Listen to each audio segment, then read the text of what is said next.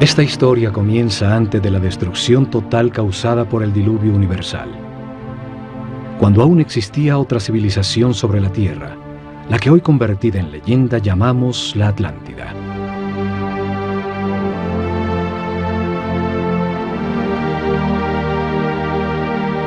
Tenían una sabiduría producto de la evolución de la conciencia del hombre durante miles de años, de las verdades comprendidas sobre el funcionamiento del universo y del proceso que llamamos vida. El estudio de las constelaciones les reveló que la humanidad era una unión viviente entre el cielo y la tierra, que las estrellas y los soles la afectaban, formando estaciones, ciclos y ritmos.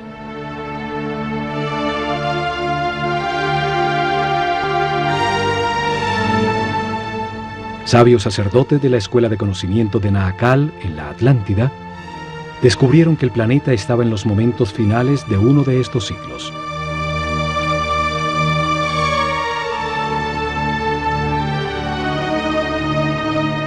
Advirtieron sin ser oídos que una catástrofe inminente destruiría las estructuras que organizaban la vida del hombre.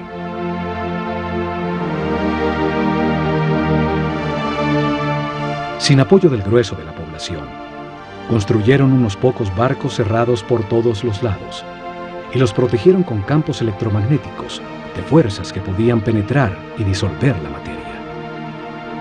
Dirigidos por el sumo sacerdote Chiquitet Arelish Bomalites, subieron a bordo con sus familias, unos pocos instrumentos, algunos animales domésticos, y hacia el este se alejaron de la Atlántida.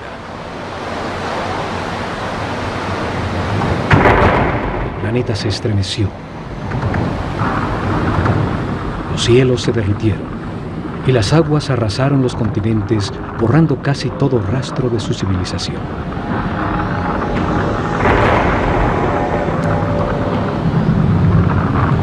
Como evidencia en dos lugares muy cerca a Egipto, se encontraron unas gigantescas losas de piedra, llamadas megalitos, que por su enorme tamaño, peso y difícil ensamblaje, demuestran una tecnología desaparecida, seguramente de la civilización atlante. La primera evidencia está en Baalbek, Líbano. Allí se encuentran las tres losas cortadas de piedra, más grandes y más pesadas del mundo. Son llamadas los trilitones. Cada gigantesca losa pesa 1.200 toneladas, mide 25 metros de largo, 8 metros de ancho y 5 metros de alto. Hoy, el peso más grande que se puede levantar con una grúa, el transportador espacial Discovery, solo pesa 150 toneladas, una décima parte del peso de los trilitones. Hoy no existe la tecnología para levantarlas, y mucho menos para colocarlas con tan extrema precisión. Fueron movidas a su lugar desde 3 kilómetros de distancia donde fueron talladas, y donde aún se encuentra una losa de igual tamaño que nunca fue utilizada por los constructores originales. La misteriosa plataforma, por su enorme tamaño, se convirtió en un sitio sagrado para las culturas que después del diluvio se asentaron en la zona. Asirios, persas, griegos y por último romanos construyeron sus templos más importantes sobre la plataforma. La segunda evidencia está en Jerusalén, la ciudad sagrada para 3 religiones. Allí existen otros de estos megalitos, unas gigantescas losas de piedra, cada una con un peso mayor a 800 toneladas. Por su enorme e inexplicable tamaño, también se convirtieron en sitio sagrado alrededor de los cuales creció Jerusalén. Forman parte de la enorme plataforma que sostuvo al templo de los judíos y que hoy soporta la mezquita de El Aqsa y el Domo de la Roca. Las losas son parte de los cimientos del mismo Muro de los Lamentos. Hoy se llega hasta allí por un túnel que descubrió las enormes piedras. Los megalitos de Baalbek y Jerusalén formaban parte de construcciones desaparecidas por el cataclismo universal. Lograron permanecer en el sitio por ser tan masivas. Este cataclismo destruyó la civilización atlante. Sucedió alrededor del año 10.900 a.C., cuando el sistema solar atravesaba la constelación de Leo y quedó registrado en los libros sagrados de todas las culturas del mundo.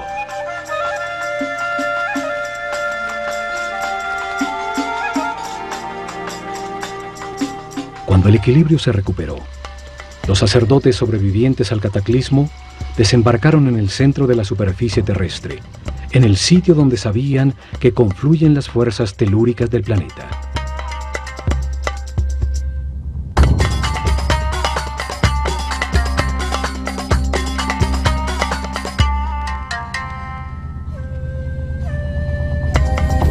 Esperaban utilizar estas fuerzas para impulsar el pensamiento del hombre, construyendo masivas formas piramidales que resonaban, concentraban y transformaban la vibración fundamental del planeta en energía. Seres muy avanzados espiritualmente tenían un concepto de progreso que no estaba basado en la adquisición de comodidades materiales, sino en lograr la paz y la armonía interior, en transformar un limitado hombre animal en un superhombre. Estos sacerdotes, en un momento que llamaron el Septepi, el tiempo nuevo, vieron resurgir de las aguas un largo y estrecho oasis, una fértil tierra rodeada por un desierto protector bordeando un largo río. Lo llamaron Egipto, la tierra que emerge de las aguas, el país de un solo río, el Nilo, con las mejores condiciones para gestar una nueva civilización. Los sacerdotes vieron el cataclismo como una oportunidad para orientar la humanidad hacia un destino más alto y estructurar en este nuevo ciclo una sociedad dedicada al perfeccionamiento espiritual.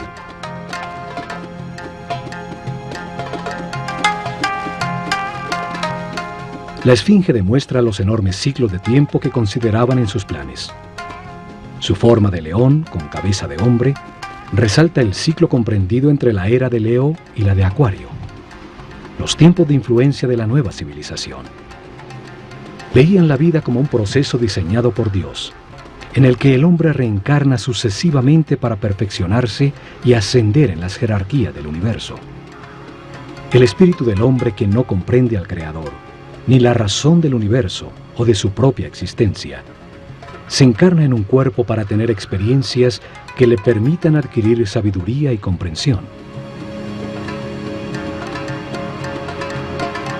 En el sitio donde reencarna y experimenta todo, tiene dos extremos opuestos. Es un universo polarizado y dual, que permite la comparación entre las partes para comprender cuál es verdad.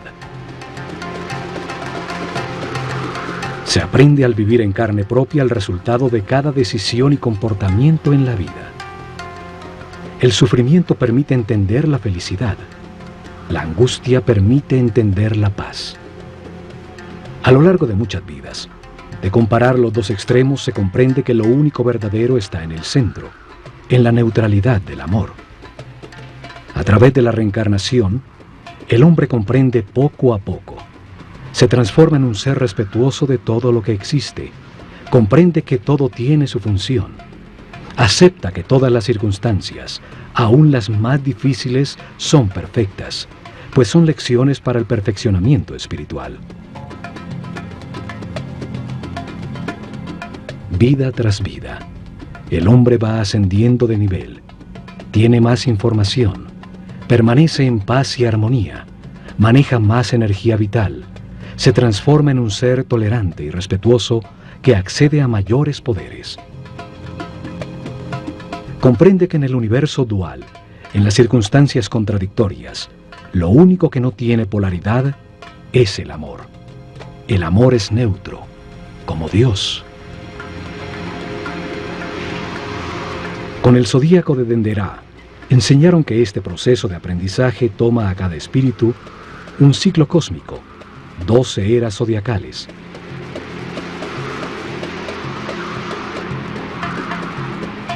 Un giro completo del sistema solar, recibiendo la radiación de cada una de las 12 constelaciones.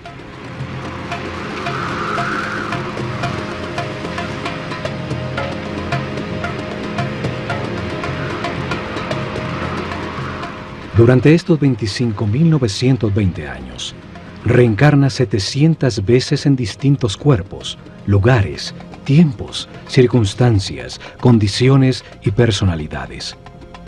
En cada vida aprende algo distinto. Cada vez nace influenciado de distinta manera por las fuerzas que irradian las estrellas. Así, todo ser vivo cumple un ciclo cósmico, en el que recibe la energía de las 12 constelaciones, la influencia de los cielos, que marcan ritmos y producen distintos estados. Conociendo la relación de este proceso de aprendizaje, de las vidas del hombre en la Tierra, con el movimiento del planeta y del sistema solar, a través de las constelaciones, rigieron sus planes por las estrellas. Estructuraron un método para revelar información sobre Dios, el universo y el proceso de perfeccionamiento durante miles de años. Una forma para mostrar al hombre qué es la vida y para qué existe. Establecieron unas fases para revelar información sobre Dios a su pueblo. Unas etapas que cambiarían con las eras zodiacales en la bóveda celeste. Épocas dedicadas a estudiar cómo Dios creó el universo y luego la conciencia del hombre. Cada fase de la revelación estuvo dirigida por un centro religioso que se construyó a lo largo de la columna vertebral de Egipto, el Nilo. Actuaron como los chakras o centros de transformación y distribución de energía e información al cuerpo del país.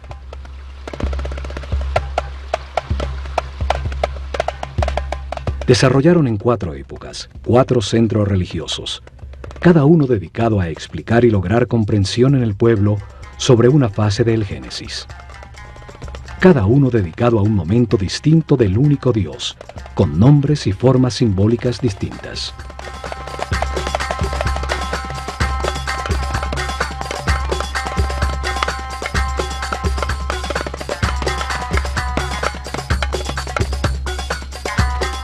El primer centro religioso fue establecido en Anu, llamada Heliópolis por los griegos, al comenzar la era de Géminis en el año 6620 a.C., en la época predinástica de Egipto. Una era dedicada a la simetría en el arte y en la arquitectura. Fue dedicado a revelar información sobre las características, cualidades y significado de un Dios absoluto, el único Dios, la causa original, el todo, al que llamaron Atum-Ra, la unidad homogénea estática antes de manifestar el universo. El segundo centro religioso fue establecido en Memphis, al comenzar la era de Tauro, en el año 4460 a.C. Fue dedicado a revelar información de otro momento de Dios, cuando manifiesta al universo, los planetas y los soles, cuando activa su voluntad, su energía divina y crea la materia.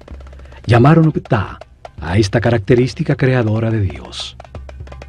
Durante esta época se nota la influencia de Mentú, el toro que representa la era de Tauro, en todo Egipto, aún en los nombres de los faraones. El tercer centro religioso fue creado en Hermópolis, dedicado a Tot. Así llamaron al único Dios, cuando multiplica la creación sobre la tierra con la diversidad de la naturaleza, las plantas y los animales.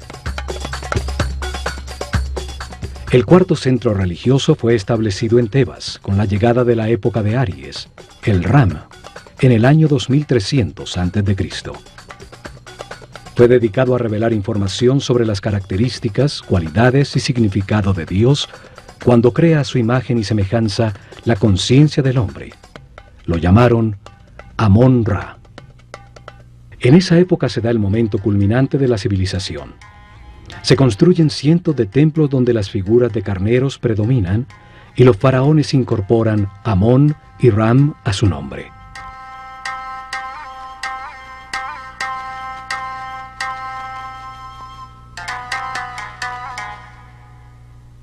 Los cambios de era o constelación zodiacal determinaron la duración de cada fase de la revelación. El pueblo comprendió poco a poco que existe un solo Dios, que por sus características y momentos distintos en que crea el universo y al hombre, tiene nombres distintos. Crearon una escuela de misterios para transmitir su conocimiento, garantizando sacerdotes sucesores de su casta que continuaran el proceso de revelación. Alrededor de los templos y centros religiosos desarrollaron el país. En su interior se dedicaron a transformar a los iniciados en seres respetuosos, capaces de guiar a su pueblo y manejar las fuerzas fundamentales de la naturaleza.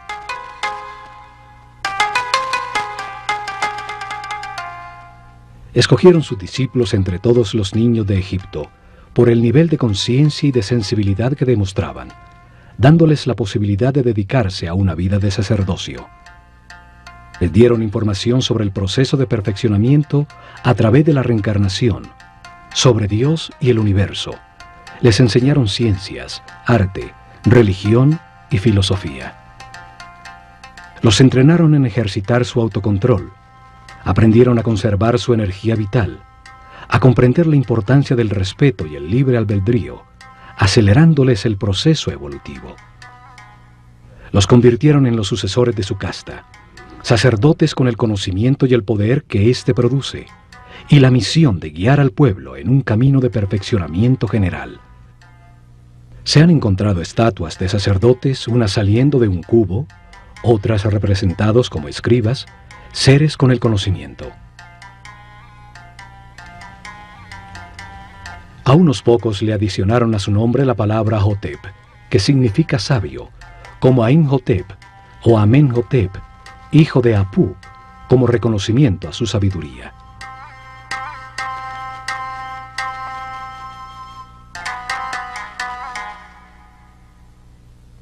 Es en los templos donde concentraron el conocimiento, el poder, la riqueza material y espiritual.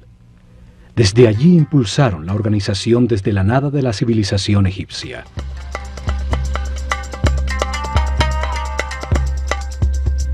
Utilizaron el ojo de Horus como símbolo de esta cerrada organización de sacerdotes, que dirigió los destinos de Egipto por miles de años, desde las sombras detrás del faraón.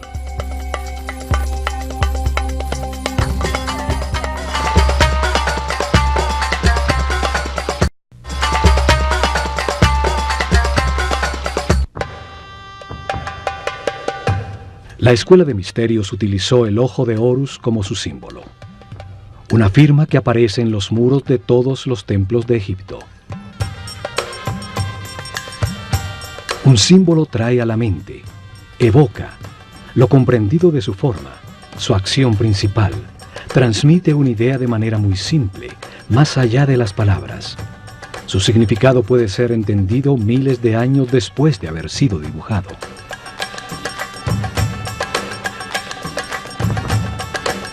Los ojos son el sentido del sol, el origen de la vida. Actúan percibiendo su luz y las vibraciones de color. Transmiten a la mente la intensidad y la fuerza del fuego. Los ojos son las terminaciones nerviosas que perciben la voluntad divina, la intensidad de la luz, la fuerza de Dios que los egipcios llamaban Fi. La fuerza que condensa el espíritu en la materia, dando lugar al universo, el sitio de experimentación de la conciencia. Son los únicos nervios que salen a la superficie del cuerpo y que podemos observar en su funcionamiento vital. Florecen dentro de esferas llenas de un líquido blanco cristalino.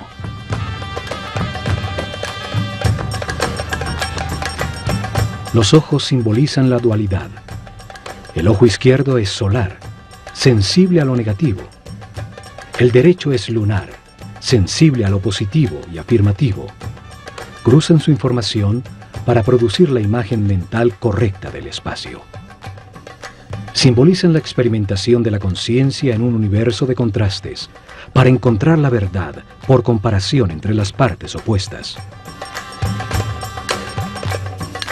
Reaccionan a la luz activa del sol, produciendo en la mente la verdadera luz, la energía vital luminosa, una luz invisible que hace posible la inteligencia y la comprensión de la realidad. Los pájaros evocan la acción de volar, la libertad sin limitaciones materiales. El halcón es el pájaro que mejor ve. Horus, el halcón, representa al espíritu cuando completa su aprendizaje en la vida mortal y limitada. Cuando comprende las verdades del universo, porque las ha verificado en muchas vidas, y se eleva sobre las limitaciones materiales, sobre el tiempo y el espacio. El ojo de Horus es la conciencia inmortal que todo lo sabe, que todo lo ve. Puede volar muy alto sobre todo lo que existe o fijar su atención en cualquier detalle. Evidentemente, los sabios sacerdotes se veían como los observadores y los guías de un proceso de perfeccionamiento hacia la luz. Por eso su símbolo era el ojo de Horus, el ojo que todo lo ve.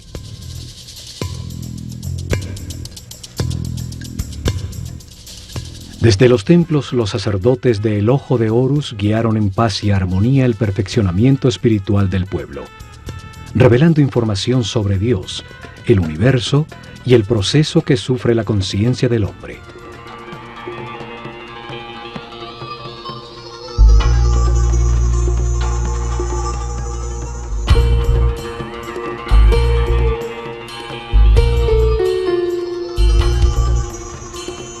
Protegido del exterior por altísimos muros, cada templo era un enorme complejo donde vivieron miles de personas, hombres y mujeres por igual, pues no había distinción de sexo. Dedicaban por lo menos 21 años de su vida a recibir información y entrenamiento para convertirse en sacerdotes o sacerdotisas.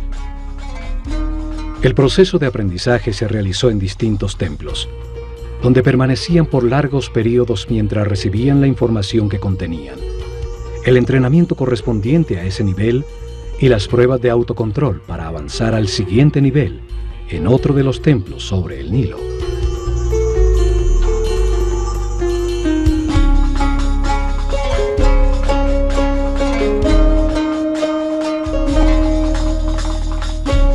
Cada templo fue una biblioteca viva con información especializada. Cada uno tenía una lección distinta sobre el universo o la razón de la existencia. Cada templo contenía en su interior un tema sagrado distinto con información que da sentido a todo lo creado.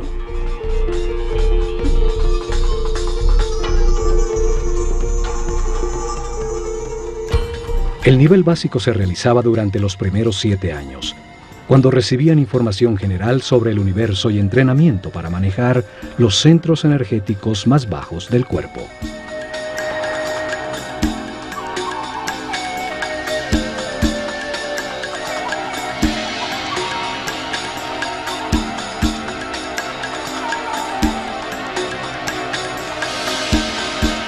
Tenían templos como el de Komombo, dedicados a entender la necesidad de un universo dual y polarizado, para permitir a la mente comparar entre extremos opuestos y así comprender qué es verdad. En su interior aprendieron a controlar el miedo a perder, a entender que se tiene lo que corresponde en cada vida para vivir las experiencias de aprendizaje que se necesitan. Tenían instalaciones para despertar el miedo a la muerte, aprender a controlarlo y entender que la muerte es solo un paso a otra experiencia de aprendizaje. En túneles con agua y cocodrilos, grandes alturas, sitios cerrados con serpientes, los iniciados probaban su determinación. Allí recibieron información para superar el miedo a ser abandonado, los instintos de agresión y defensa, a entender la existencia de programas mentales inconscientes que generan reacciones automáticas para poder controlarlos. En el templo de Luxor, en Tebas, se transmitieron los conocimientos que tenían sobre el funcionamiento del cuerpo y entrenamiento para lograr que la conciencia no se identificara con él.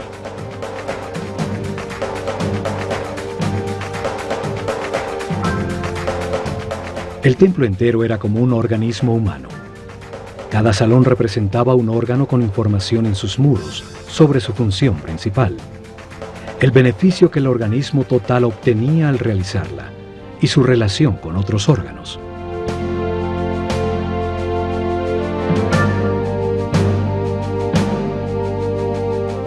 En su interior realizaron ejercicios de concentración y de movimiento, guiando su mente a cada órgano, hasta que hicieron consciente el cuerpo entero y lo manejaron a voluntad como un excelente instrumento.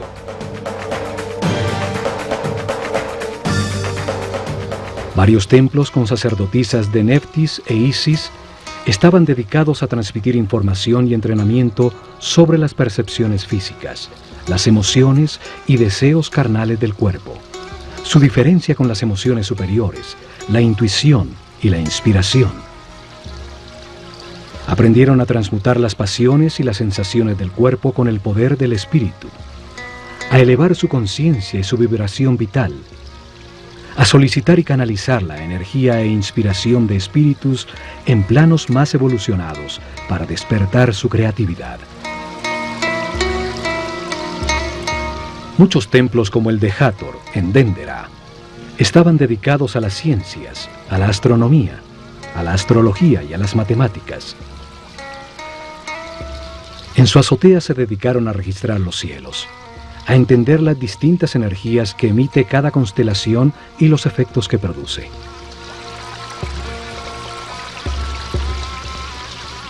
Siguieron día a día los designios de las estrellas, controlando la duración del año solar, la fecha exacta del desbordamiento del Nilo, el momento en que la Tierra cambió de la era de Tauro a la de Aries, los ciclos que afectan el proceso de evolución.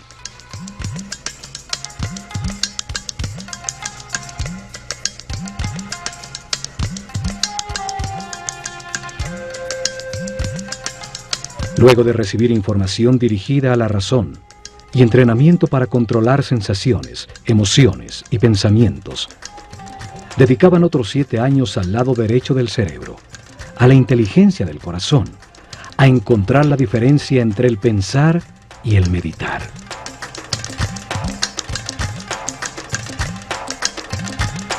El templo de Karnak, el más grande de Egipto, estaba dedicado a la conciencia, a analizar las fuerzas que la moldean, a entender el proceso de evolución y a acelerarlo utilizando la concentración en conceptos, palabras, sensaciones, puntos exactos o movimientos.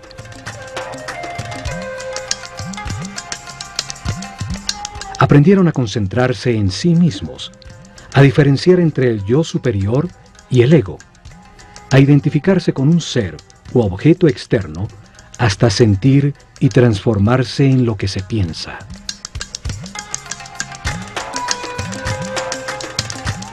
Realizaron ejercicios de telepatía en cercanía física, luego a distancia en un momento determinado del día, hasta aprender a comunicarse mentalmente en cualquier momento.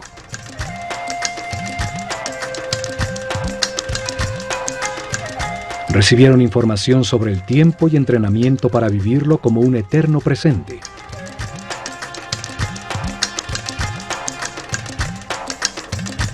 Entendieron que pensar es comparar para conocer, y que cuando todo se sabe ya no se piensa ni se compara.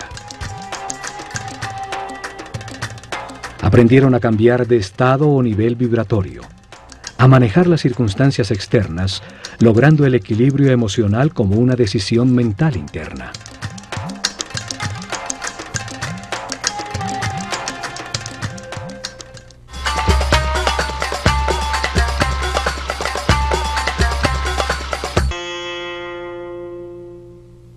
Cada templo contenía 3 niveles de información.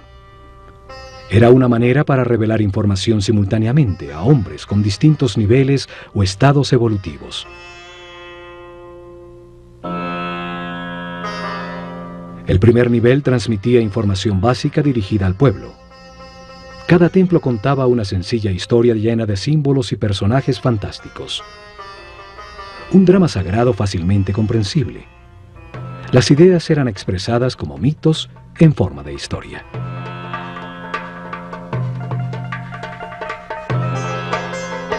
El mito, la historia fantástica, fue utilizada como un método para revelar al hombre un mundo que solo entiende imperfectamente. Los mitos cobran vida con solo creer en ellos.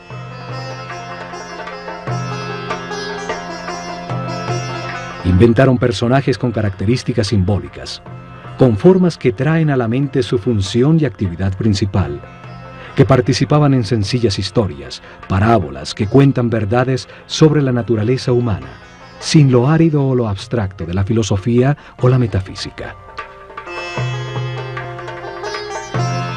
El pueblo recibió información sobre cada tema sagrado al escuchar la historia central de cada templo, al conocer las debilidades y fortalezas de cada personaje, las circunstancias que atraviesa y la manera como se resuelven.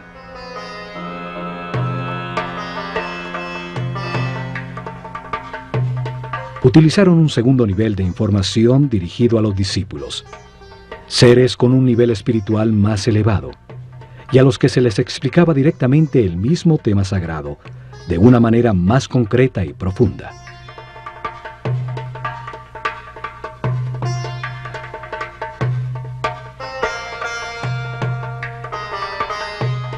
Para ello utilizaron las escenas descriptivas del mito, talladas en los muros del templo.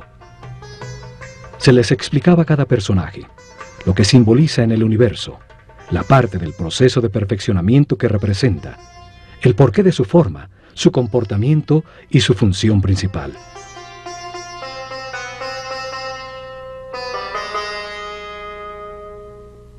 La sabiduría de los sacerdotes de El Ojo de Horus es evidente en la historia que cuenta cada templo, en las formas que utilizaron como símbolos.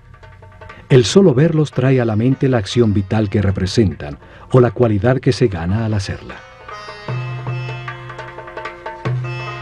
Al utilizar hombres con cabeza de animal como símbolos, los transforman en ideas que evocan la característica vital del animal, traen a la mente la función que el animal cumple en el universo.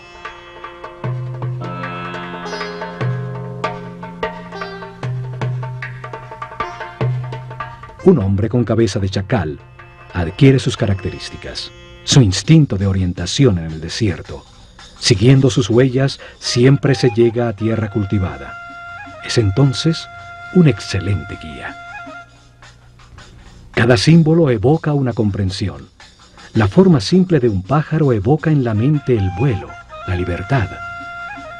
Un disco solar sobre la cabeza de un hombre habla de su claridad, de la sabiduría que irradia, de la información que tiene, del nivel de su conciencia.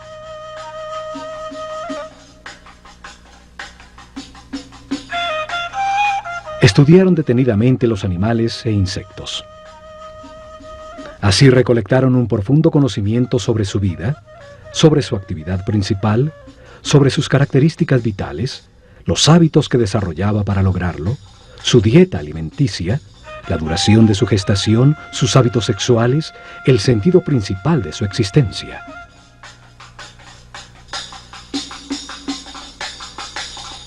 Escogieron los animales más idóneos para representar una acción vital y lo que logra el universo cuando se ejecutan. El proceso del gusano que se arrastra y teje para luego transformarse en mariposa.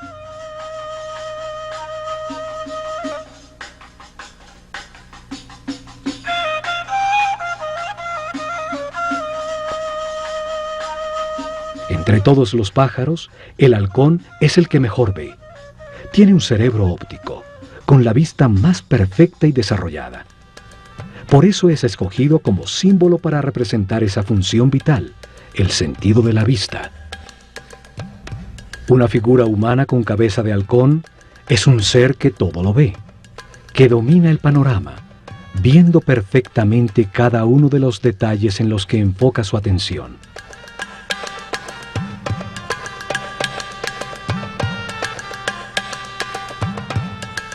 Estas figuras llamadas dioses o néteres por los egiptólogos que creen que Egipto era politeísta y que adoraba a los animales, solo representan una acción vital, un comportamiento que transforma y perfecciona.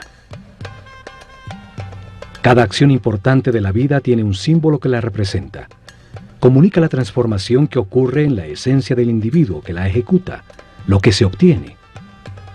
Un par de brazos indican adoración. Unas piernas, la acción de caminar.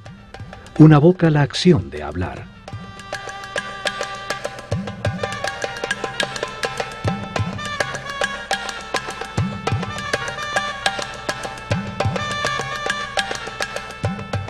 Y por último, en un tercer nivel de información, cada templo guardó un código secreto embebido en el símbolo mismo, solo conocido por los altos sacerdotes y maestros, con información sobre fuerzas y energías fundamentales, cómo controlarlas y utilizarlas para prestar servicio a su pueblo.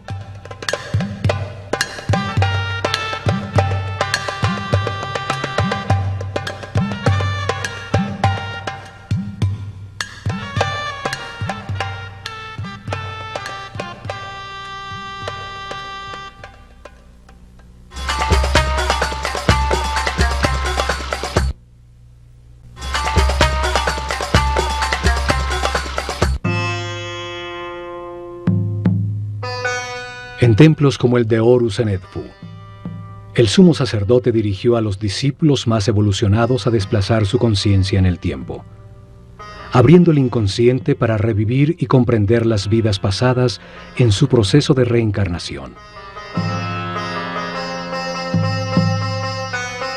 El sumo sacerdote siempre fue un ser muy avanzado en el camino espiritual. No se identificaba con el cuerpo, conocía perfectamente su funcionamiento y qué energías utilizar para equilibrarlo.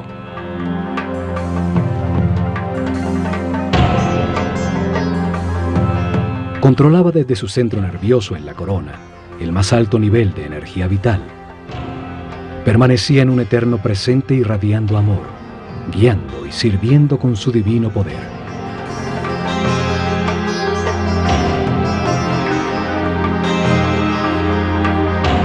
La materia solo recibe, se contrae.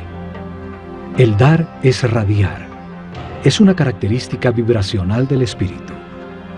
Los seres de cada nivel reciben y transmiten a sus niveles inferiores.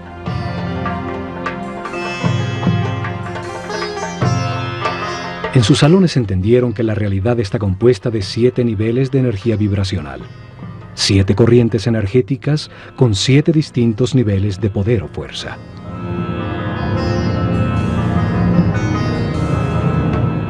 El cuerpo tiene 7 chakras o centros de transformación de la energía fundamental del universo.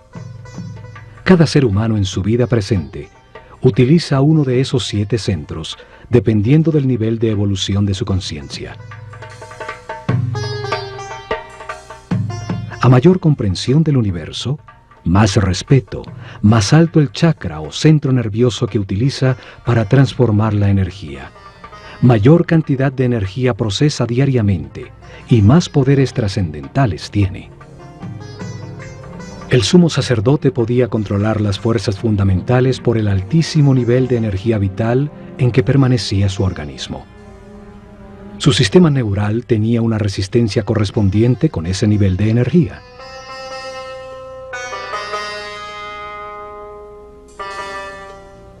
Así, en todos los templos de Egipto, los iniciados recibieron información y entrenamiento. Aumentaron paulatinamente su nivel de energía vital y de manera correspondiente el nivel de resistencia de los nervios de su cuerpo.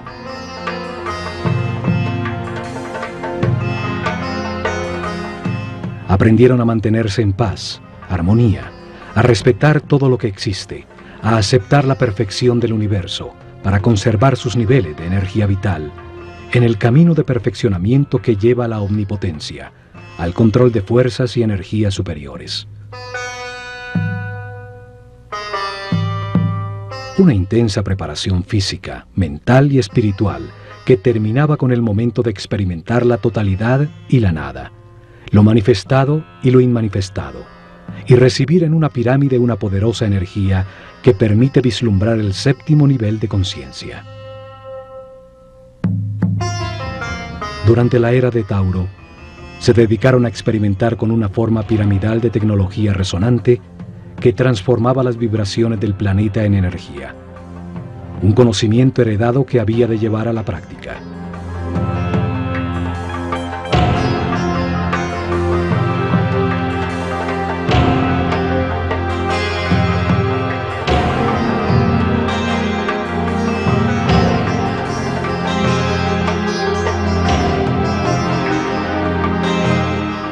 Colocaron masivas formas piramidales que pesaban millones de toneladas en puntos neurálgicos sobre la malla electromagnética del planeta.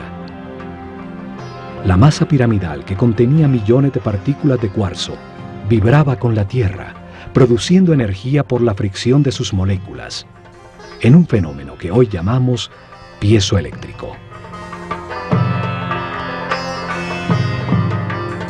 Construyeron muchas pirámides, hasta llegar al modelo que funcionaba perfectamente en la pirámide de Keops. En sus corredores, galerías y cámaras, transformaron esa energía en sonido, haciendo vibrar en niveles cada vez más altos el iniciado física, mental y espiritualmente preparado. Esta fuerza impulsaba la mente del hombre a percibir otras dimensiones, logrando estados especiales de conciencia.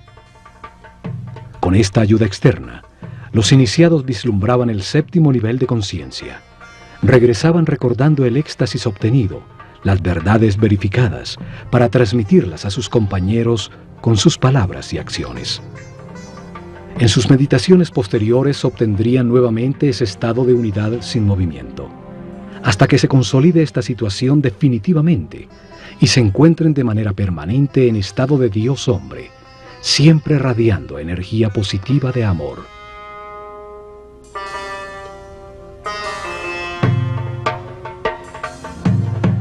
Los conocimientos sobre las formas puras del universo, los bloques básicos con los que se organiza la energía y la materia, fueron fundamentales para el desarrollo de la civilización egipcia. Hoy llamamos a esas formas puras sólidos platónicos. 5 polígonos con sus lados y ángulos iguales, basados en triángulos equiláteros, la forma divina que no tiene tensiones. Utilizando estas formas pudieron producir efectos de resonancia y concentración energética para elevar la percepción de la conciencia, para lograr efectos de superconductividad con los que se anula la fuerza de gravedad. Hoy se ha descubierto que el planeta tiene puntos neurálgicos, llamados nodos diamagnéticos, donde se puede controlar la fuerza de gravedad del planeta y producir fenómenos de superconductividad. La superconductividad permite amplificar o disminuir la fuerza de gravedad. Al aumentar el peso de las losas de piedra, se enterraban como cimientos sin necesidad de excavar para lograrlo. Al disminuirla, las hicieron livianas, para empujarlas y moverlas fácilmente desde lejanas canteras. En la isla de Segel, se encontraron hieroglifos con fórmulas e ingredientes para producir una especie de concreto que parece roca.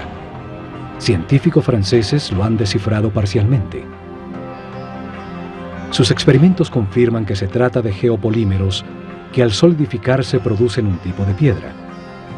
Esto explica la facilidad para hacer juntas tan exactas entre las piedras de sus templos, logrando utilizar los bloques ya fundidos como formaleta de los nuevos.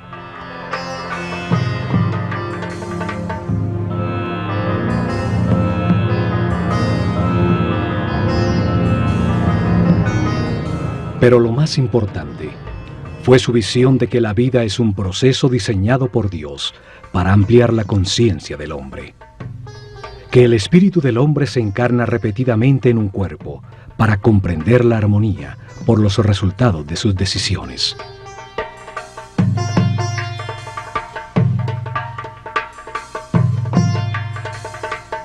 Al vivir muchas vidas con experiencias opuestas, de angustia y paz, de depresión y felicidad, de riqueza y pobreza, de salud y enfermedad, comprende la razón de su existencia y termina con las limitaciones materiales, transformándose en un superhombre inmortal.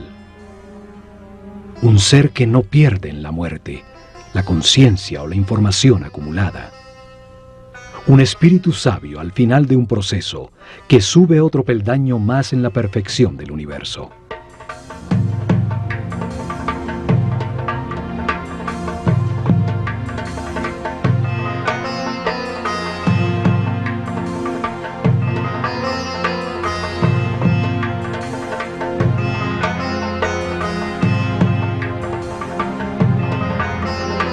El hombre reencarna muchas veces. Al principio su animalidad es dominante. La intolerancia y la agresión determinan una vida de sufrimiento. Poco a poco, se satura del dolor y al buscar remediarlo deja de atacar. Encuentra la paz y con ella altos niveles de energía vital.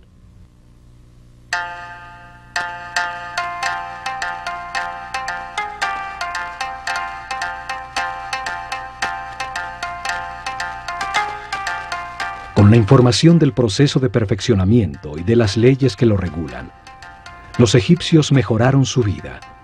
Aceptaron los momentos difíciles como parte de su camino de aprendizaje, logrando permanecer en paz y armonía.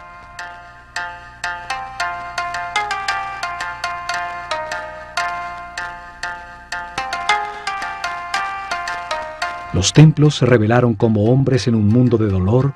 Podían transformarse en seres sin limitaciones físicas, con conocimientos para transmutar la materia y trasladarse libremente en el tiempo y en el espacio. En medio de las contradicciones de cada vida se aprende algo y se renace un poco más sabio. En la polaridad entre la luz y la oscuridad, entre el miedo y el amor, se aprende a encontrar la paz y la armonía, a mantener la energía vital.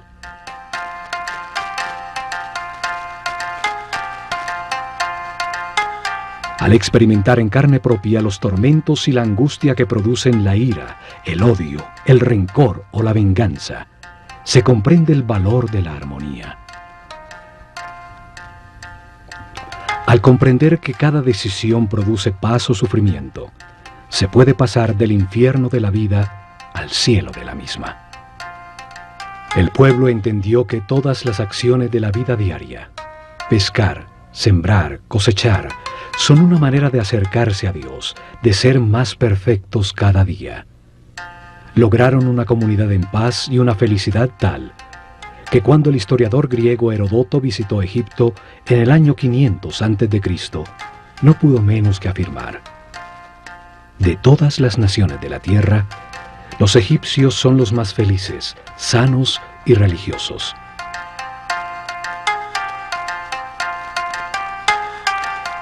Sin embargo, no tenían una palabra en su idioma que significara religión.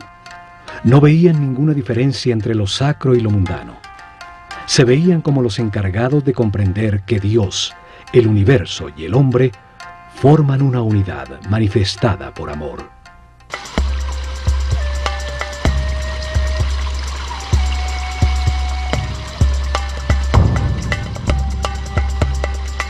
En estos programas del Ojo de Horus, veremos el mensaje que los egipcios transmitieron en sus templos, que todos los hombres avanzan por un camino de perfeccionamiento que toma muchas vidas. Unos están más evolucionados que otros, pero todos llegarán a la inmortalidad y a la conciencia permanente, solo aprendiendo a ser flexibles, a aceptar las circunstancias y a respetar a todos los seres que nos rodean.